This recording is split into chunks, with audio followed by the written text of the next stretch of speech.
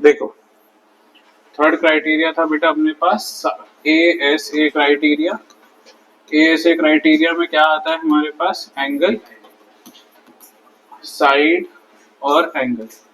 लेकिन फिर से एक खास बात आपको दिख रही है, क्या खास बात दिख रही है मुझे बताओ? साइड बीच में बेटा, ठीक है। अब होगा क्या हमारे पास, जो यहाँ पे जो एंगल है वो मान लो 60 डिग्री है, यहाँ पे जो हमारा एंगल है वो 60 डिग्री है, यहाँ पे जो एंगल है वो 30 डिग्री है, यहाँ का जो एंगल है वो क्या है, 30 डिग्री, ठीक है बेटा। और इसकी जो साइड AP है वो आ रही है 5 सेंटीमीटर की, और इधर वाली जो साइड आ रही है वो आ रही है कितने की, 5 सेंटीमीटर की, ठीक है। इतनी बात समझ गए?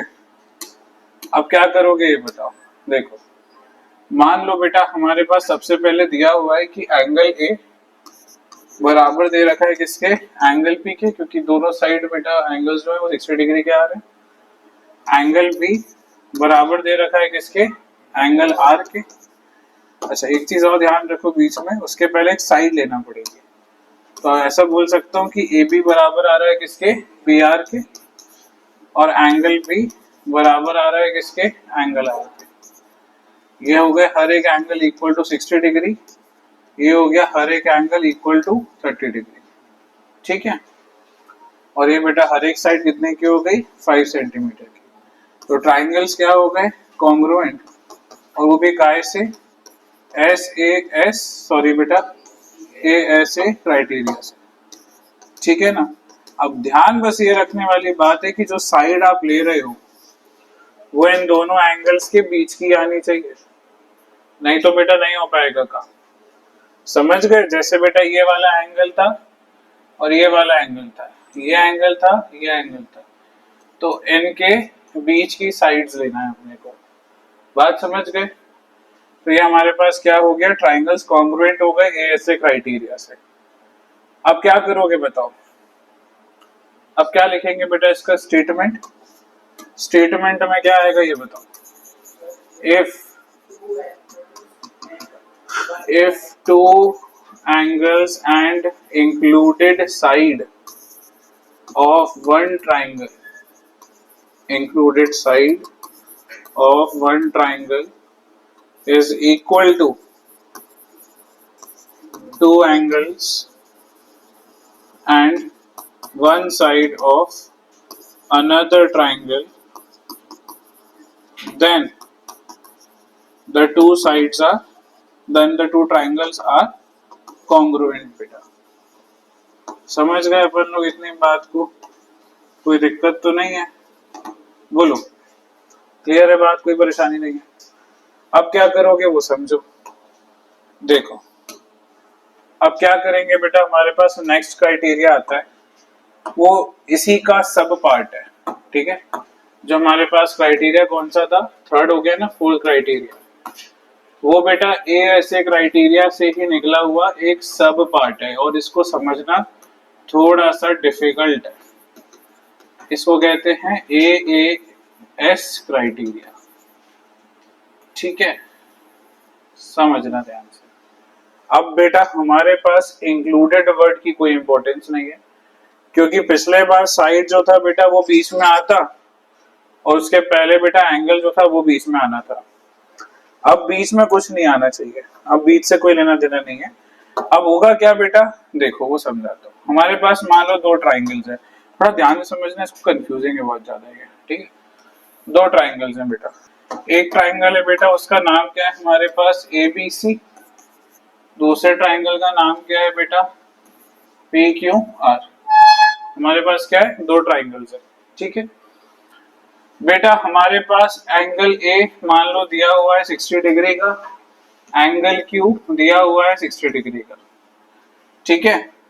एंगल B हमारे पास दिया हुआ है 30 डिग्री का, और बेटा हमारा एंगल R दिया हुआ है 30 डिग्री का, ठीक है। और बेटा हमारे पास BC 5 सेंटीमीटर की आ रही है, उसी प्रकार से PR जो है वो क्या आ रही है, 5 सेंटीमीटर की आ रही है, मान लो, ठीक है। अब होगा क्या बेटा, हमारे पास अगर इस एंगल ए बराबर है किसके, एंगल क्यू के, ठीक है, एंगल बी बराबर आ रहा है एंगल आर के, और बेटा आपका बीसी बराबर है किसके, पी आर के, तो triangles are what, congruent by कौन सा क्राइटेरिया, एएस क्राइटेरिया।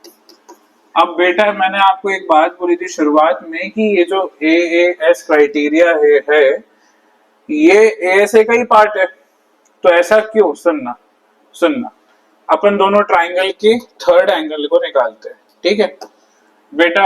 60 और 30 तो ये एंगल कितना आएगा, 90 डिग्री एंगल सम प्रॉपर्टी से, और 60 और 30 तो ये कितना आएगा, 90 डिग्री एंगल सम प्रॉपर्टी से। इतनी बात समझे, देखो 90 90 साइड साइड एंगल एंगल बन गया एएसए क्राइटेरिया। तो एएसए क्राइटेरिया का ही सब पार्ट होता है क्या, as criteria.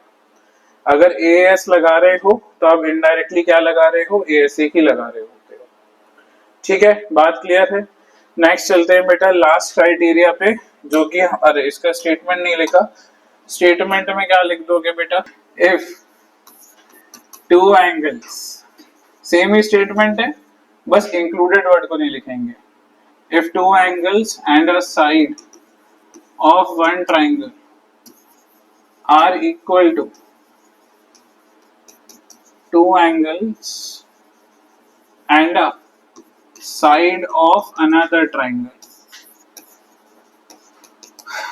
then the two triangles are बोलते चलो congruent, ठीक है बेटा, are congruent to each other। अच्छा एक चीज और ध्यान रखना, क्या ध्यान रखोगे बताओ, कि बेटा वो क्या मेंशन करना है, congruent अगर आपको लिखना है तो ध्यान देना किसको किसके बराबर किया है, ए क्यू के बराबर है तो क्यू, ठीक है, बी आर के बराबर है तो बी, और यहाँ पर आएगा आर, फिर सी है तो सी यहाँ पे, और यहाँ आ जाएगा पी आर।